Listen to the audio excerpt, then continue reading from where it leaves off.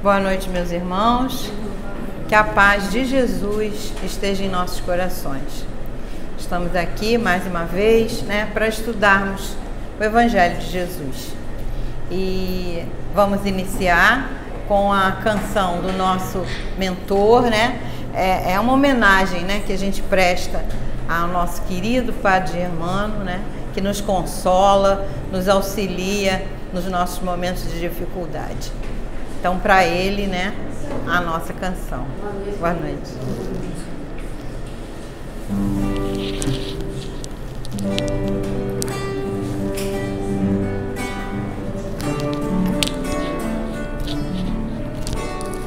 Padre Germano, olhai por nós, dai-nos a bênção do Senhor.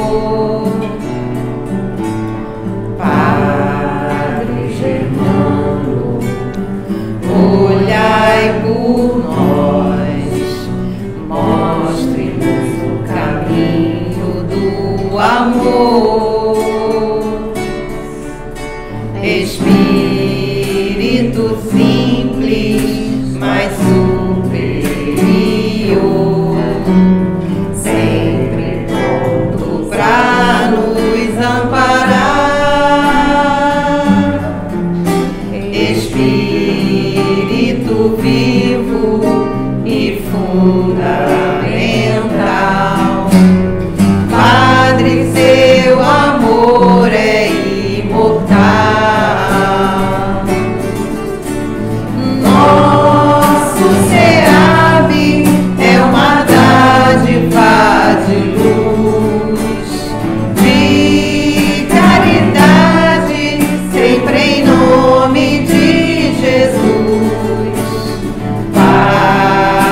Germano, nosso mentor, fonte de ternura e de amor. Padre Germano, nosso mentor, fonte de ternura e de amor.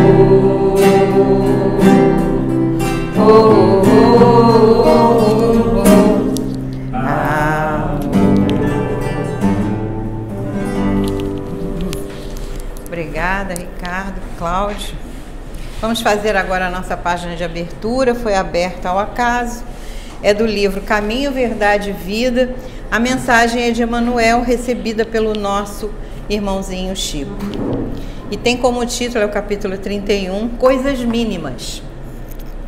Pois se nem ainda podes fazer as coisas mínimas, por que estáis ansiosos pelas outras? Disse Jesus, está em Lucas, capítulo 12, versículo 26. Pouca gente conhece a importância da boa execução das coisas mínimas.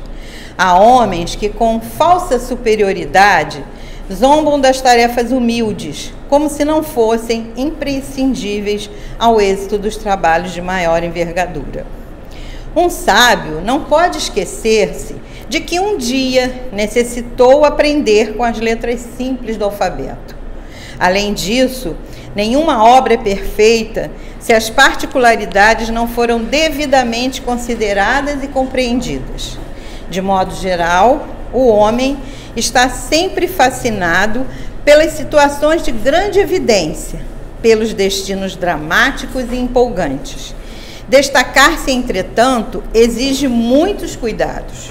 Os espinhos também se destacam. As pedras salientam-se na estrada comum. Convém, desse modo, atender às coisas mínimas na senda que Deus nos reservou, para que a nossa ação se fixe com real proveito à vida. A sinfonia estará perturbada se faltou uma nota. O poema é obscuro quando se omite um verso. Estejamos zelosos pelas coisas pequeninas, são parte integrante, inalienável dos grandes feitos. Compreendendo a importância disso, o mestre nos interroga no Evangelho de Lucas. Pois se nem podeis ainda fazer as coisas mínimas, por que estáis ansiosos pelas outras? Então fica aí essa grande lição, porque nós queremos ser grandes, queremos ser importantes e damos importância às coisas maiores, esquecendo das coisas pequeninas. Como é que eu posso ser um grande homem? Como é que eu posso ser um espírito superior se eu ainda não domino as minhas más tendências, né? Se eu ainda tenho vaidade, orgulho, inveja, não tenho caridade. Eu sou importante. Isso aí a gente vê demais, né? Sabe com quem está falando? Mas isso, títulos, posições elevadas, determinam o caráter de alguém? Com certeza não. Então, como é que a gente vai querer chegar no topo se a gente, né, ainda não consegue fazer as mínimas coisas? Então, vamos prestar atenção nisso, né? E vamos observar que todos somos importantes. E uma coisa que às vezes as pessoas fazem pouco caso, né, de determinadas profissões, mas elas são tão importantes quanto qualquer outra, né? Nós necessitamos do lixeiro, nós necessitamos do padeiro que faz o nosso pão, nós necessitamos das pessoas da limpeza, um supermercado para funcionar, não precisa só ser o dono e o gerente, não. Ele precisa de todos os seus funcionários, né? Então, vamos dar valor às mínimas coisas. E quando a gente já tiver pronto para as coisas maiores, elas chegarão na nossa caminhada. Então, fica aí a mensagem dessa noite. Vamos agora fazer a nossa prece, elevando o nosso pensamento ao alto, pedindo a Deus, nosso Pai Criador, a Jesus, nosso Mestre querido, a Germano, mentor espiritual desta casa, e a toda a sua falange de trabalhadores, que nos envolvam com seus fluidos benéficos, que nos cure as nossas ansiedades, as nossas dificuldades, as nossas doenças do corpo físico, mas principalmente do corpo espiritual. Que nesta noite possamos receber os fluidos que tanto necessitamos, a palavra que tanto precisamos ouvir, os ensinamentos que temos que seguir. Então, que nesta noite seja uma noite de bênçãos. Pedimos pela nossa irmãzinha Marcele, que fará uso da palavra, que possa trazer aquilo que precisamos ouvir e principalmente aprender nesta noite. E assim, então, pedimos a permissão para dar início aos estudos desta noite. Que assim seja, graças a Deus. Bom, fica aí contigo agora, Marcele. Tá.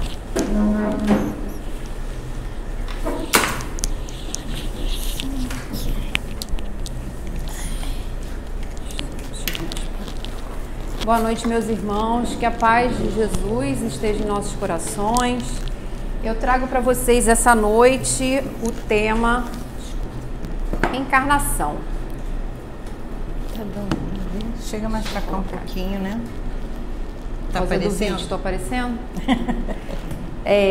A gente vai fazer uma reflexão hoje acerca desse assunto, né? Que é um tema fundamental dentro da doutrina espírita.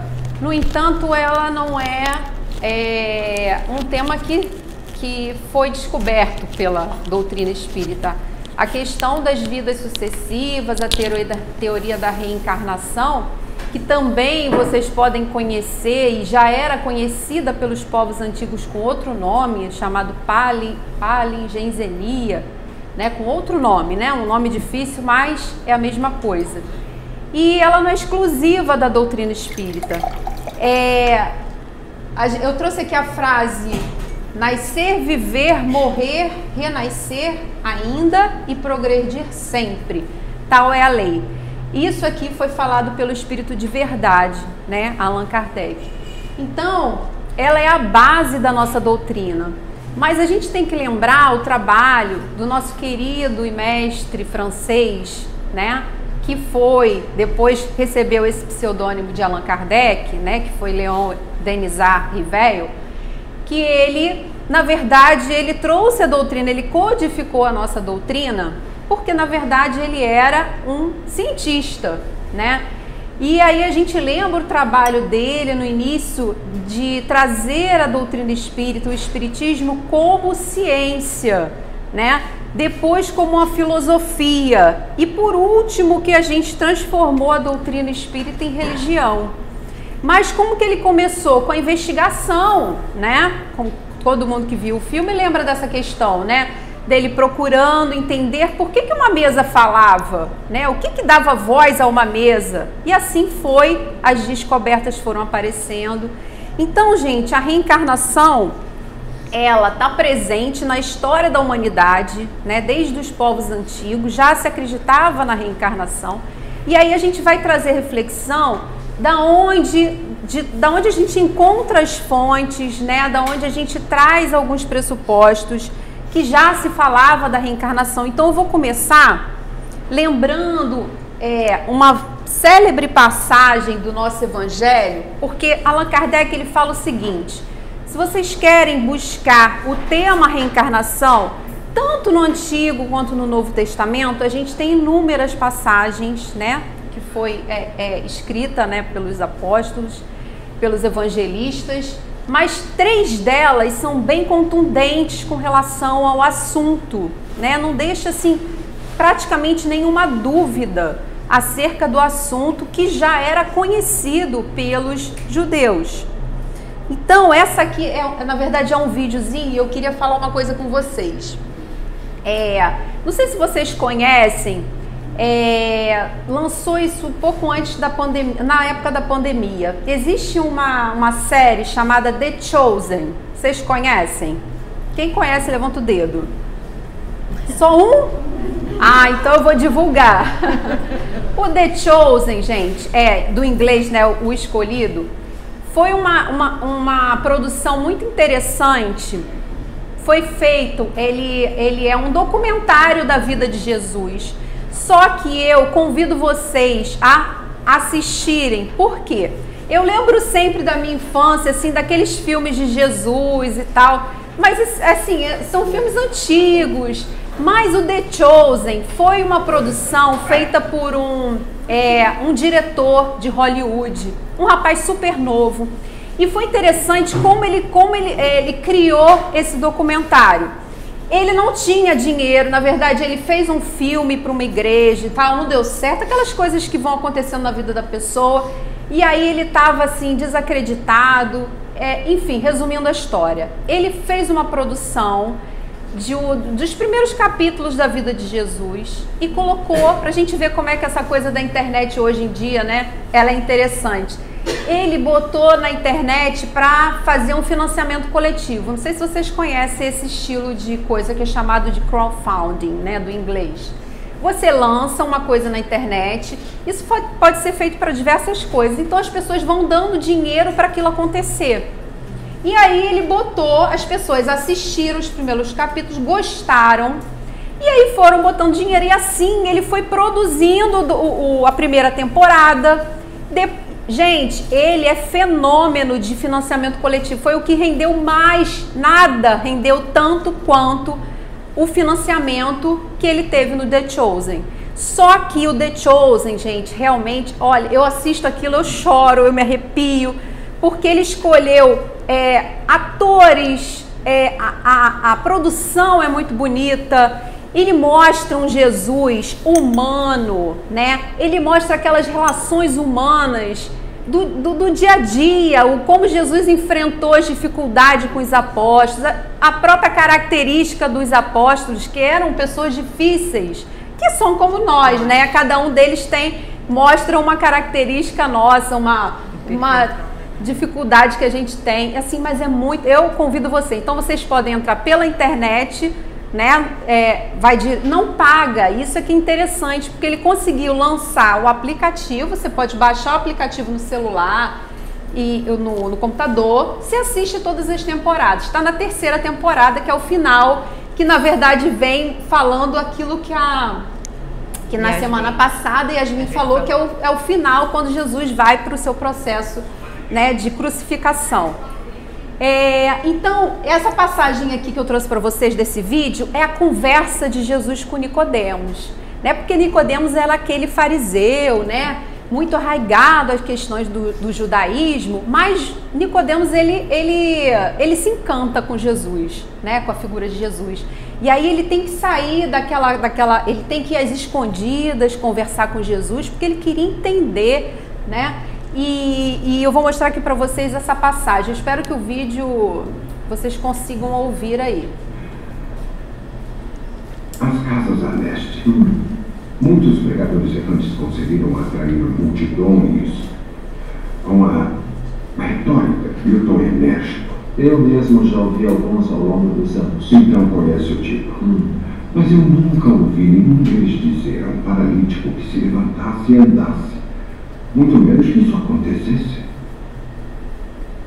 E qual é a sua conclusão?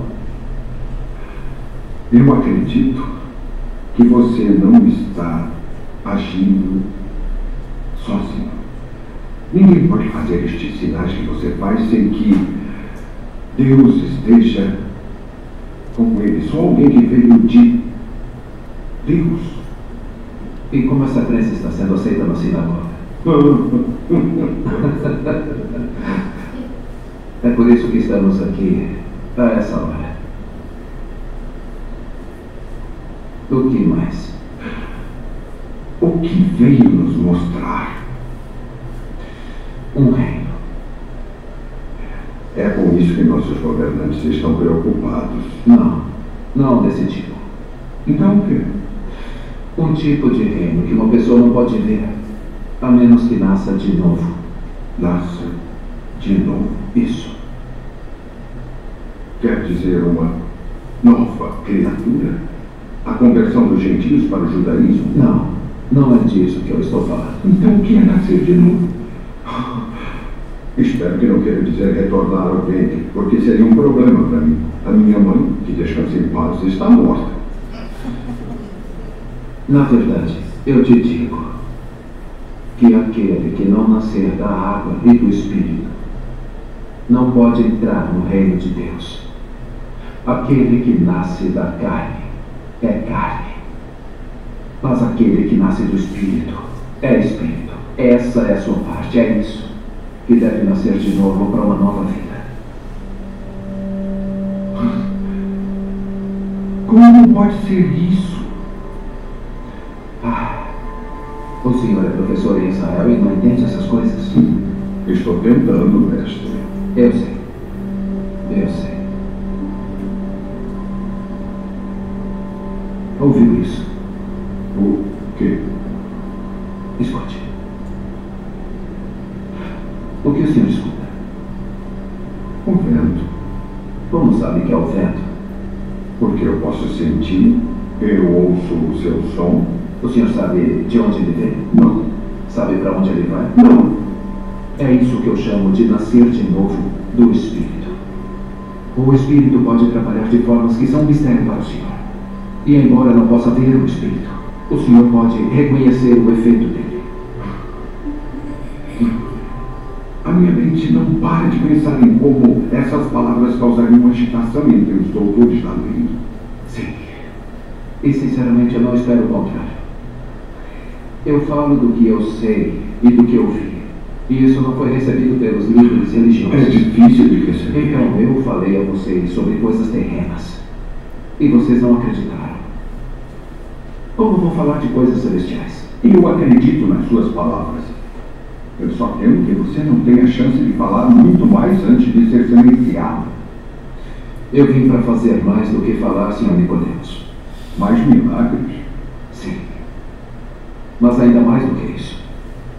O senhor se lembra de quando os filhos de Israel reclamavam contra Deus e contra Moisés no deserto de Parã?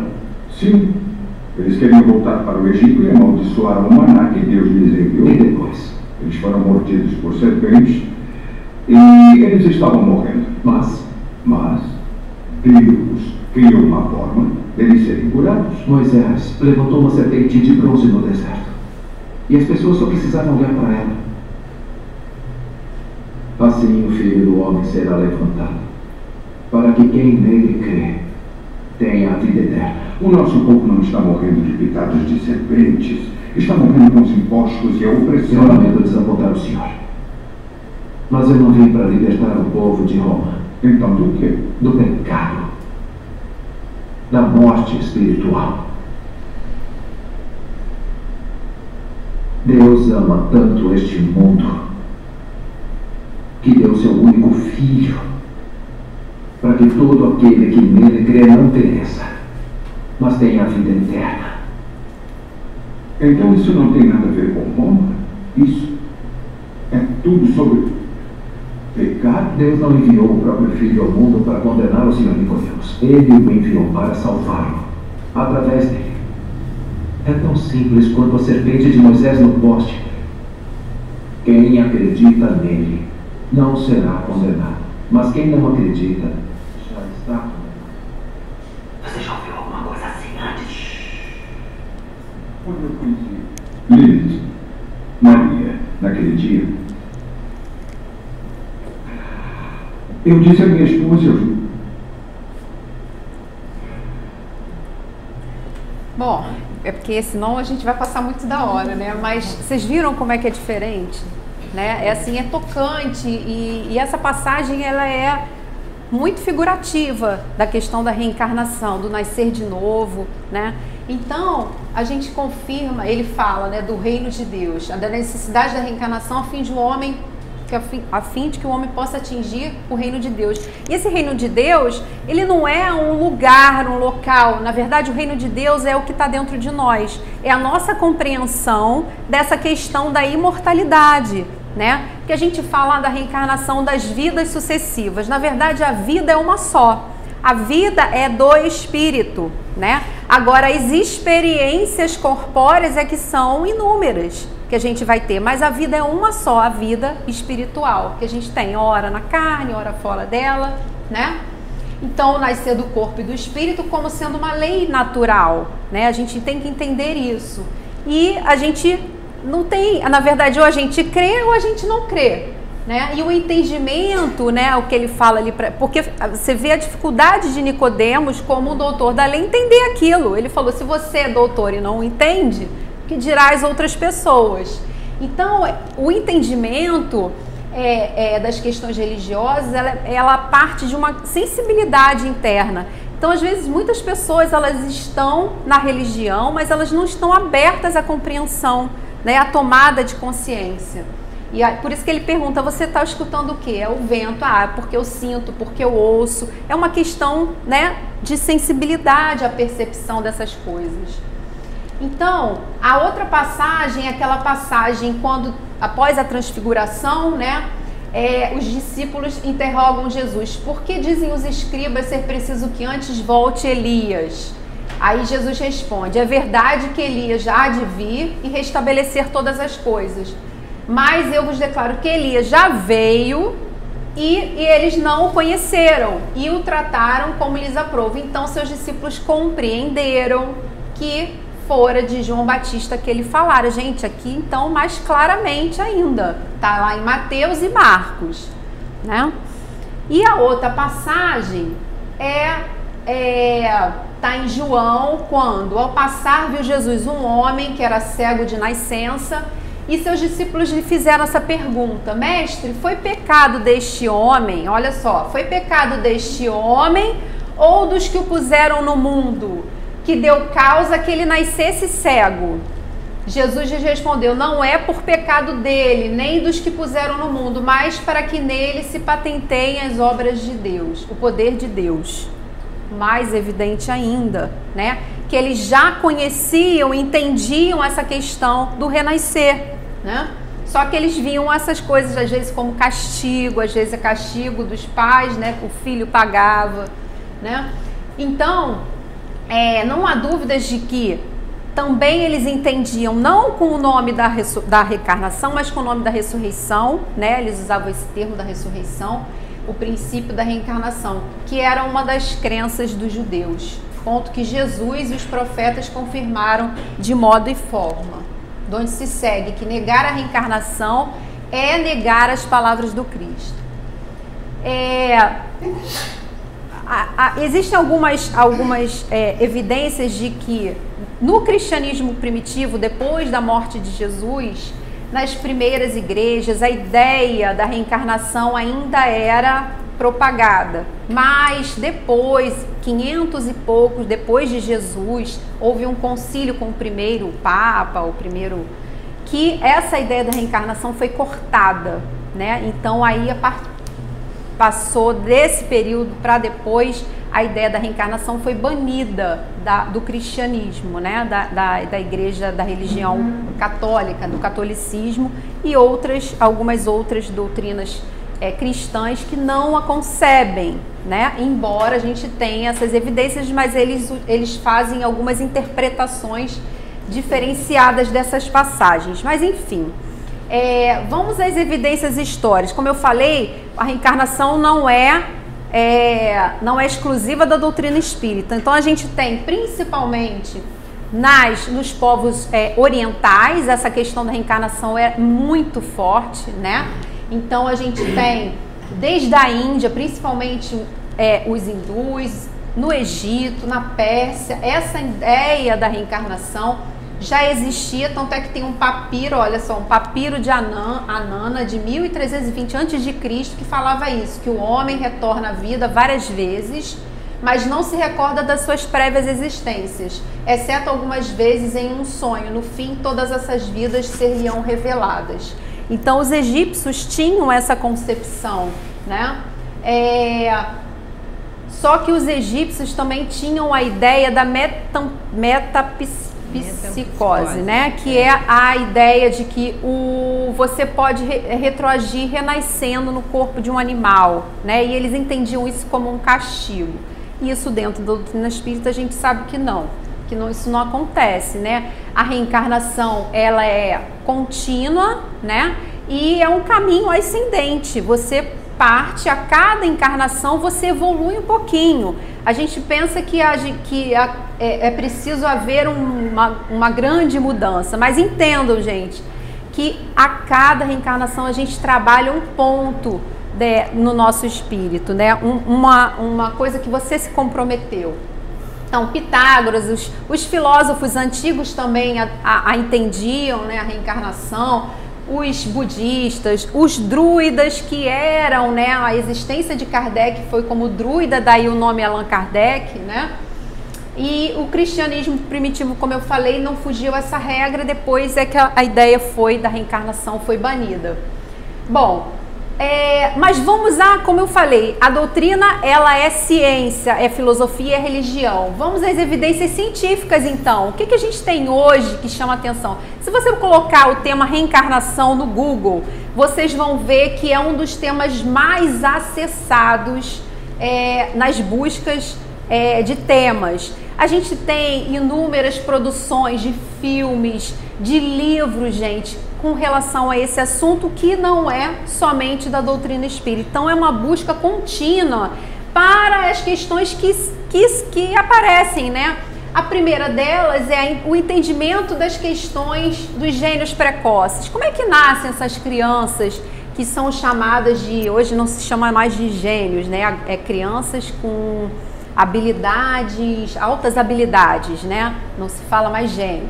Então, por que uma criança nasce sabe, como se fosse uma criança prodígio, entendendo? Mozart foi um exemplo disso, né? Com 7 anos ele já compunha a sua primeira sinfonia e tal, ele já tinha ouvido, a questão da música era latente nele. Então, isso vem da onde? Das experiências que o espírito traz das outras existências. Isso segue com a gente, né? Então, a questão das qualidades inatas. E Kardec pergunta lá no Livro dos Espíritos, de onde vem isso? Aí os espíritos falam, lembrança do passado, recordação anterior da alma. Outra questão, a recordação espontânea de vidas passadas. Isso a gente vai falar um pouquinho agora. Existem evidências científicas e muitos cientistas começaram a trabalhar esse assunto pelo aparecimento das recordações em crianças. Algumas crianças, antes dos 7 anos, conseguem descrever as suas vidas passadas de forma assim muito, muito detalhadamente. tá? Então, esse cara aqui, o Dr. Ian Stevenson, foi um psiquiatra da década de 70 que começou a trabalhar com esses assuntos. Ele começou a receber, né, algumas pesquisas, alguns relatos de médicos, psiquiatras, diferentes partes do mundo, de crianças que tinham essa descrição, descreviam a vida dela, descrevia quem ela foi, como elas morreram. Elas normalmente eram crianças que traziam traços, alguma marca de nascença no corpo relacionada à sua morte passada, e eram crianças que normalmente, pelo tempo, né, que ele começou a investigar isso, né, ele não era espírita, ele não era religioso, ele começou a buscar, né, a investigação científica. E aí, gente, ele analisou quase 1000 casos, ele pesquisou, mas de todos esses casos, ele conseguiu fechar, né, o estudo em cerca de 20 casos, do qual ele publicou um livro e publicou na área científica, artigos científicos, desses 20 casos de reencarnação. Então, o que acontecia? Ele tomava nota de todos os detalhes.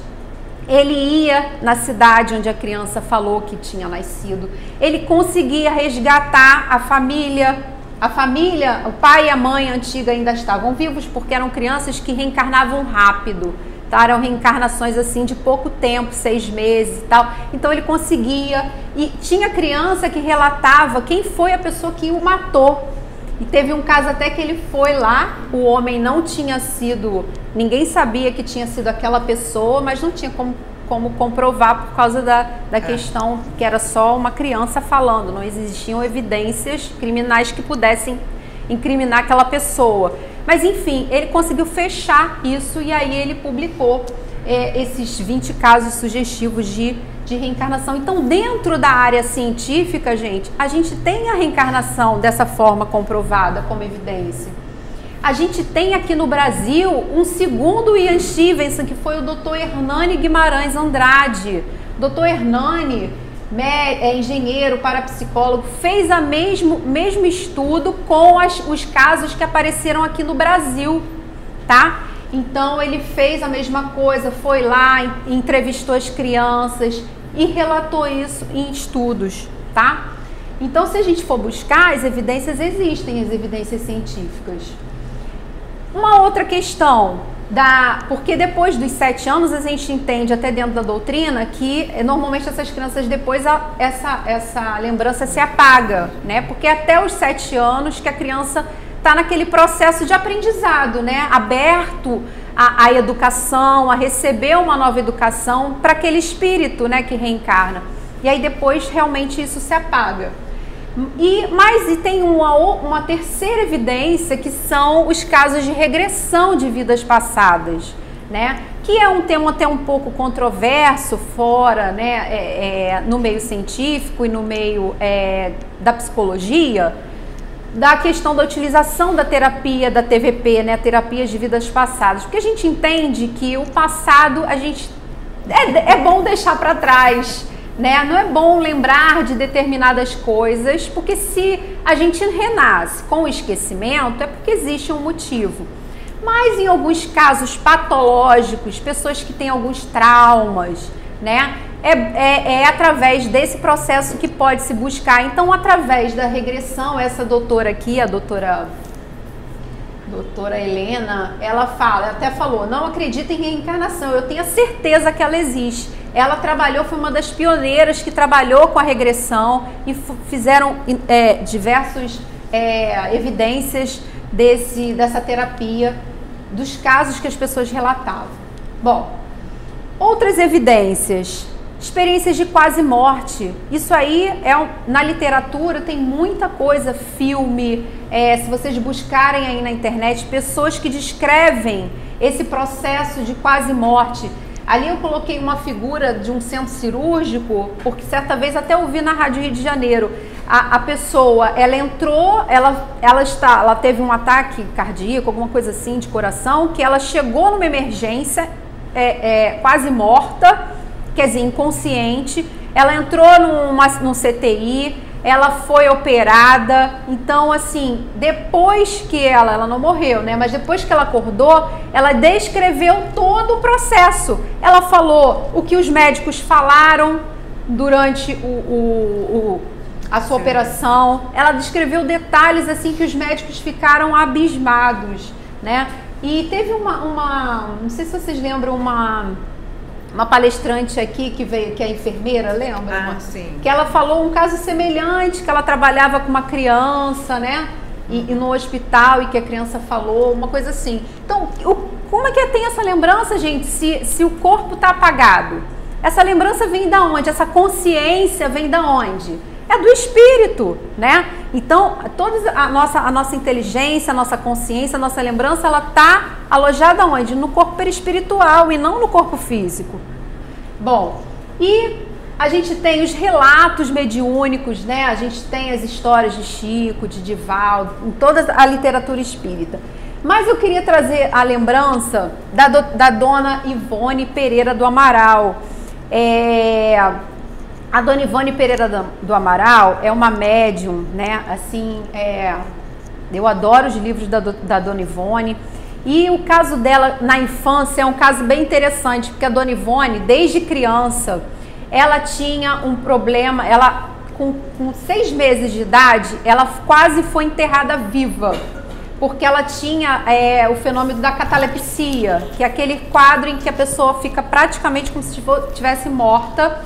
Então ela teve um acesso de tosse e tal, e apagou, e o médico falou, sua filha tá morta, falou pra mãe dela. Só que a mãe dela era espírita, o pai era espírita, e aí a mãe, dentro dela, não acreditou que a filha estava morta, mas já estava tudo preparado, já tinha o enterro, já tinha um caixãozinho, o corpinho estava no caixão, e aí a mãe foi, orou para Maria de Nazaré e pediu, e dali a pouco a menina acordou, né? Imagina se ela tivesse sido enterrada.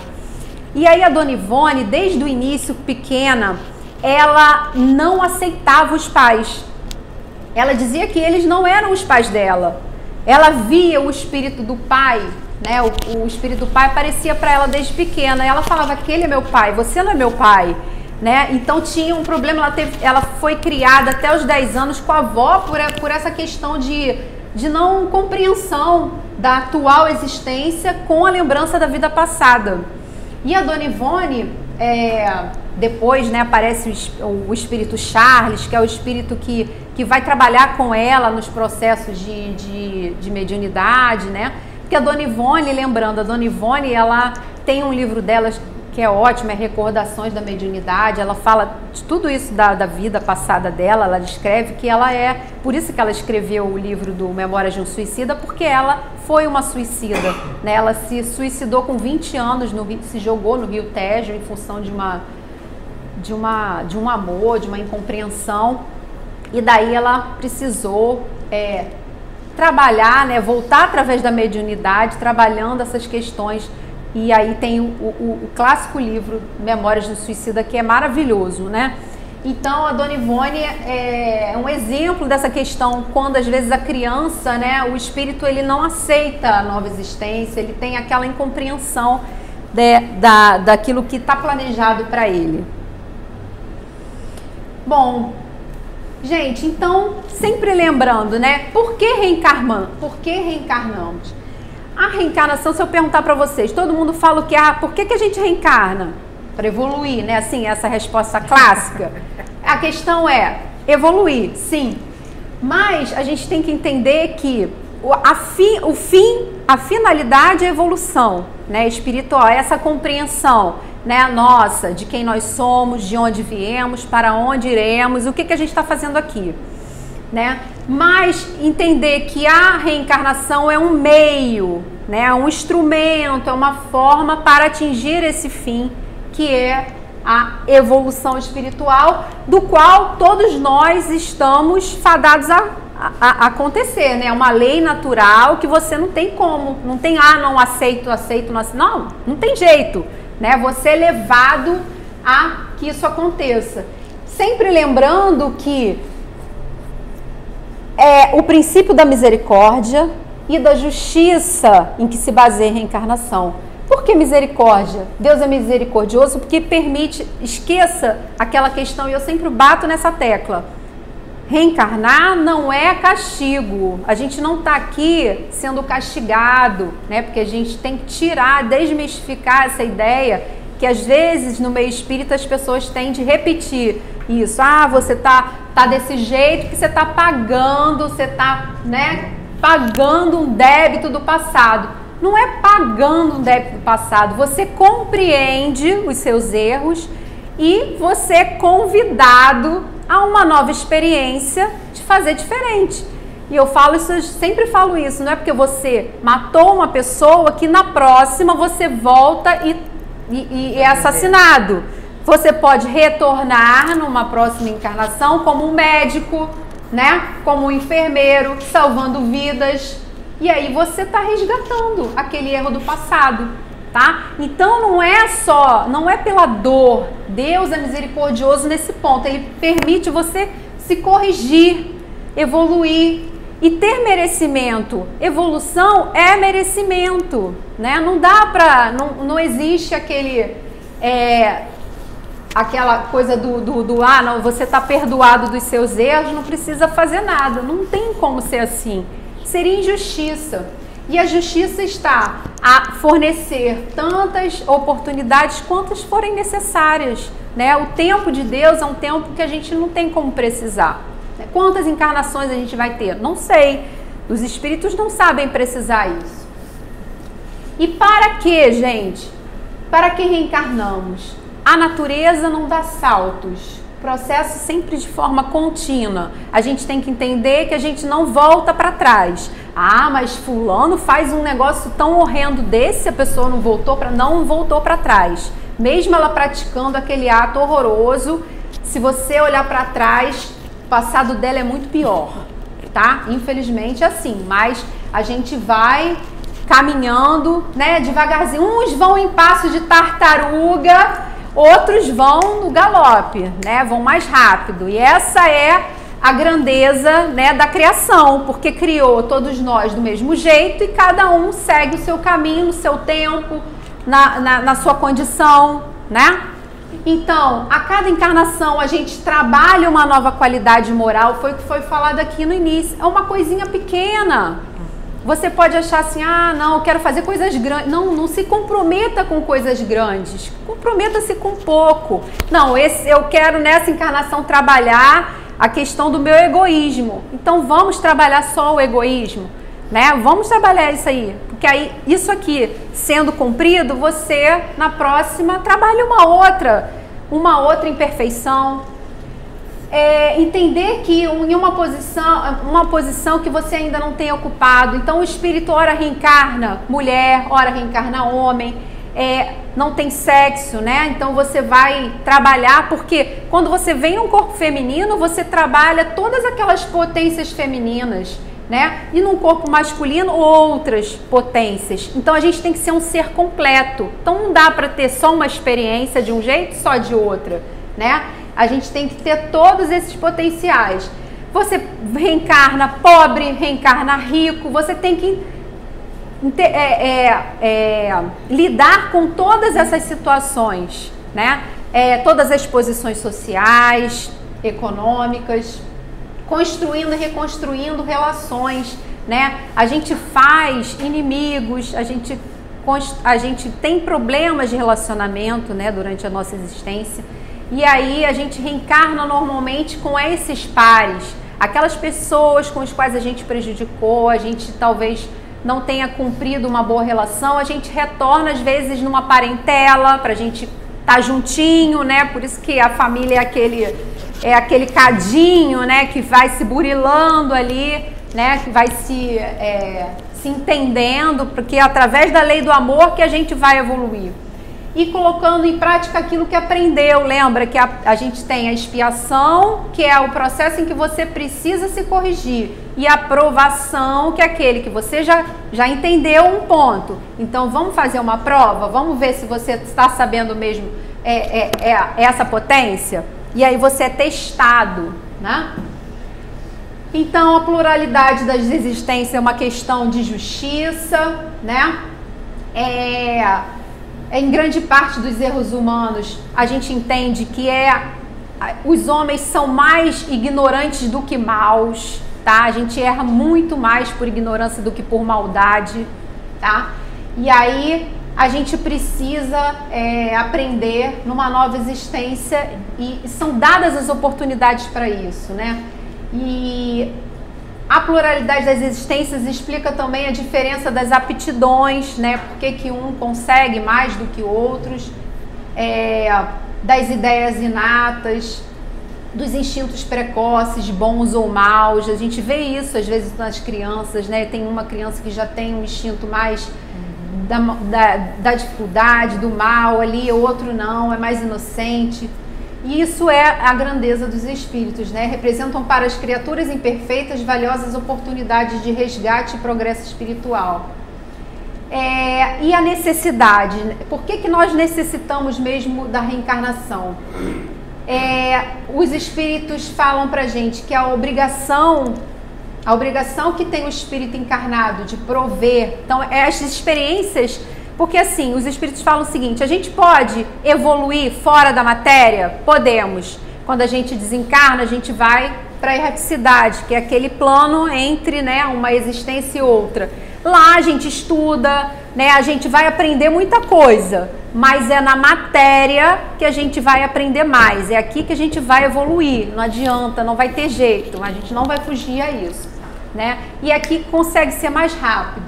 Então ele fala que essa necessidade de ser humano, né, de viver, de precisar prover seu alimento, né, garantir segurança para o seu corpo, o seu bem-estar, a força que você usa para empregar, né, a sua inteligência para fazer isso tudo, né, desenvolver, útil, portanto, ao seu adiantamento, é a sua união com a matéria. Daí se constitui uma necessidade a encarnação. Além disso, pelo trabalho inteligente que ele executa em seu proveito sobre a matéria, auxilia a transformação e o progresso do globo, gente. Então, a gente está imerso num programa muito maior, né?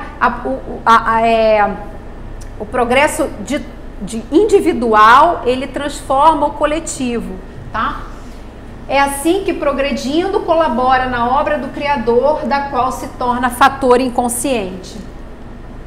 E aí, gente, eu vou terminar, dá tempo, graças a Deus, que esse aqui é um videozinho do Alexandre Caldini. Não sei se vocês conhecem também, ele é um estudioso da doutrina e ele fala muito bem, eu gosto muito dele. Gosto de assistir os vídeos dele. Ele fala assim, esse vídeo fala, a Terra tá melhor? Porque a gente tem essa impressão, né? Cada dia que a gente olha o noticiário, a gente fica, nossa, meu Deus do céu, tá muito difícil. E aí, será que a gente tá adiantado mesmo? Estamos adiantados? Vamos ver aqui o que ele fala, rapidinho o vídeo.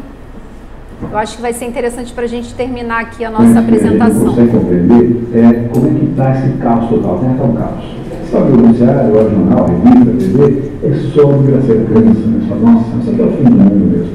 E a gente tem a sensação que nós não estamos melhorando. Segundo a visão espírita, sim, estamos melhorando. O espírito nunca evolui, ele sempre evolui, certo? Sempre vai melhorando moralmente e também intelectualmente. A gente vai sempre crescendo no aprendizado. Ora, se nós estamos sempre crescendo, por que a Terra não melhora? Quem diz que a Terra não melhora? A Terra está melhorando sim. É que a gente olha um período muito curto. A gente olha esses 100 anos, 80 anos, 50 anos, 200, 300 anos. Peraí, vamos voltar um pouco mais, dá um rewind aí, volta na Idade Média. É super bacana, é tranquilinho, né? Quem disse? Só pegar um filme qualquer da Idade Média, você vê. A gente empalava as pessoas, jogava gente em cima, ia conquistar, matava todo mundo, estuprava as mulheres, matava as crianças, escravizava os homens.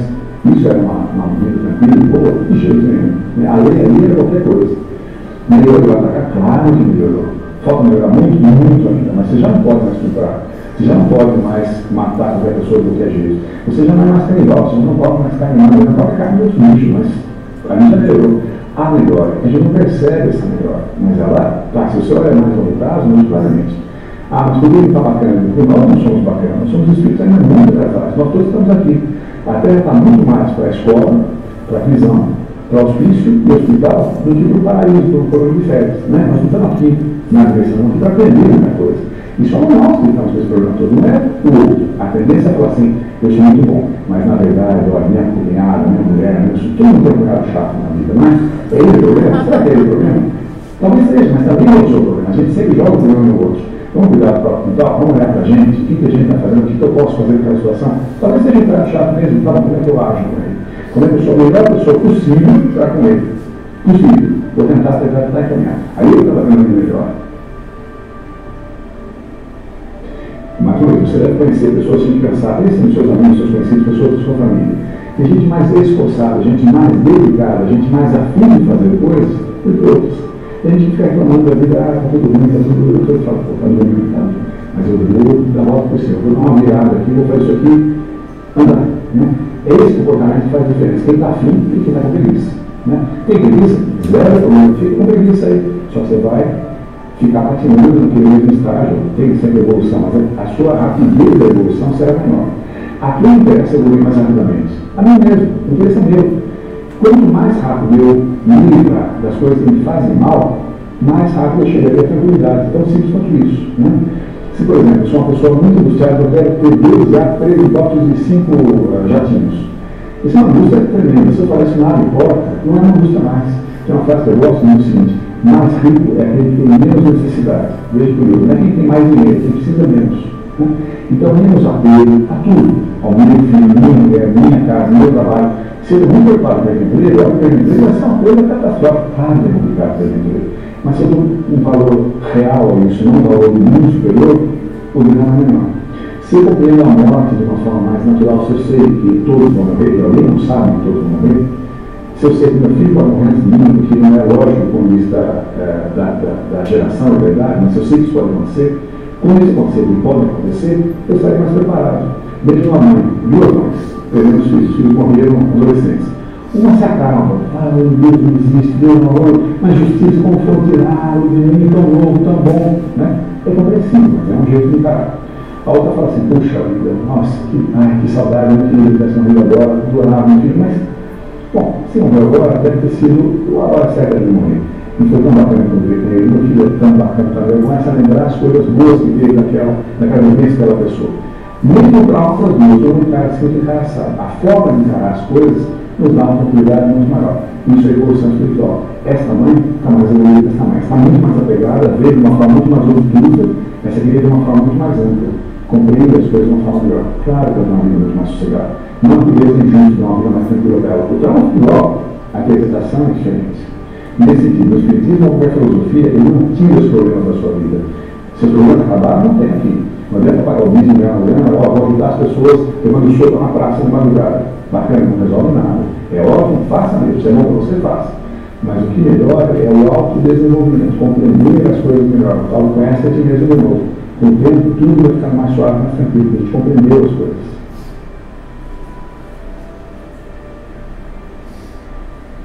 Então a Terra vai melhorar, está melhorando ao longo do processo de melhora de cada um. Ela está no momento, segundo a teoria espírita, de prova e expiação, onde o mal prepondera ao bem, passando para um mundo de regeneração, onde vai ficar tudo perfeito de jeito nenhum. Mas o bem vai preponderar ao mal, vai ter mais gente a fim de fazer o bem do que de fazer o mal. Vai ser mais tranquilo e melhor. Mas é um processo, leva um tempo. Né? É isso que nós estamos vivendo hoje em dia, essa beleza da vida. A gente tem que entender assim, essa oportunidade que estamos tendo aqui no encarnar, é a hora de dar uma melhorada bacana, é a hora de compromisso consigo mesmo, de melhorar, ajudar a melhorar em volta. Não ficar reclamando, só meio desgraceiro. Tá bom, nesse cenário, se eu estou aqui na por acaso, eu tenho que agir nele. Como é que eu ajo nele dentro do meu espectro de atuação? Cada um tem em casa, uma família, não precisa ser rico, não precisa ser inteligente, não precisa ser bem informado, precisa ter boa vontade e estar atento para agir nesse processo.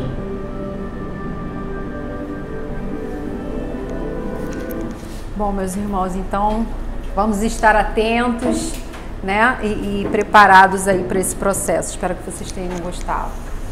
Obrigada. Essa luz aqui é terrível. A luz aqui. É.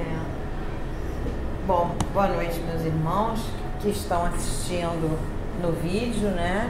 Que Jesus abençoe a cada um de vocês.